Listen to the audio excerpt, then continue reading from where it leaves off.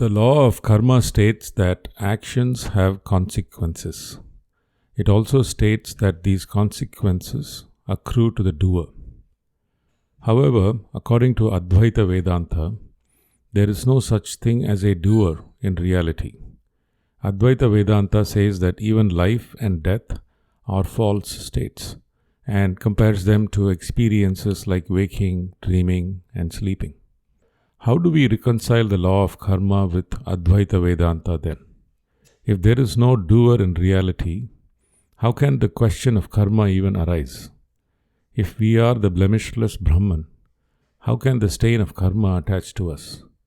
If we are not even born, where is the question of rebirth? So the question naturally arises, is the law of karma invalid? The simple and direct answer is yes. The law of karma is invalid.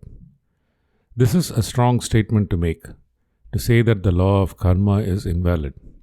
But it is none other than Sri Adi Shankaracharya, the great guru of Advaita Vedanta himself, who states this in his commentary on the Mandukya Upanishad.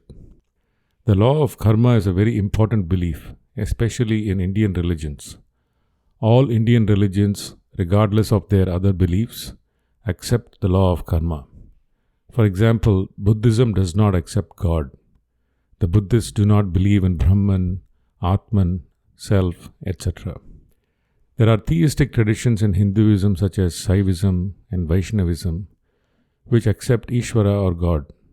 All of them accept the law of karma. The law of karma runs as a single unifying thread in Eastern religions. It is an ancient and powerful belief. But Advaita Vedanta strikes it out. Ultimately speaking, the law of karma is not valid, says Advaita Vedanta. In what sense do they mean this? Advaita Vedanta describes three levels of reality in creation. The highest level is that of absolute reality. This is the reality of Brahman, from which all other realities emerge. Brahman alone is the absolute reality. It is the one reality, which is why we call it Advaitam, or not two, but one. The second level is transactional. This is the level we are used to living in. I am now operating at the transactional level. I am awake and engaged in the activity of recording a YouTube video. This is the state we are most familiar with.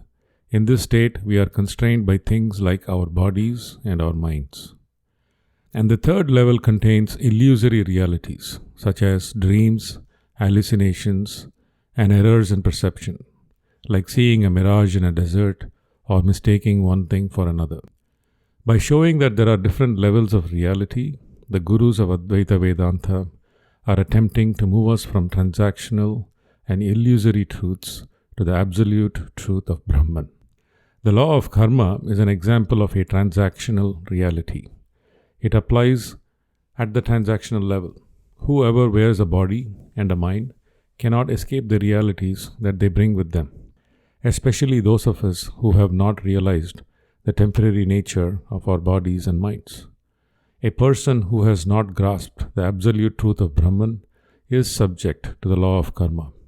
They will be bound by the chain of karma until such realization comes about. They are destined to go through the cycles of life and death until they see the absolute reality of Brahman. However, when they grasp the infinite nature of Brahman, they free themselves from the clutches of the body and the mind, and they are liberated from karma, which is another way of saying that they become yogis who no longer associate with their body and mind, and thus they rise above the transactional reality of karma and are no longer bound by it. Even such enlightened yogis must ultimately undergo the consequences of past actions, as long as they have a physical form. They are not immune to pain, disease, and death, but they remain unaffected by them. The law of karma grips anything with a name and a form. But beyond name and form, there is the Atman, the eternal self, ever free. This is the teaching of Advaita Vedanta.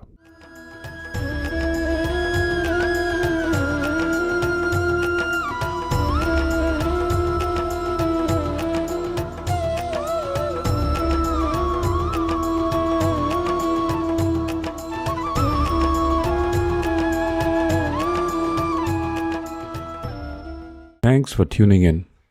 If you liked what you heard, do consider subscribing to the Vedanta channel and sharing it with others like you who may be interested.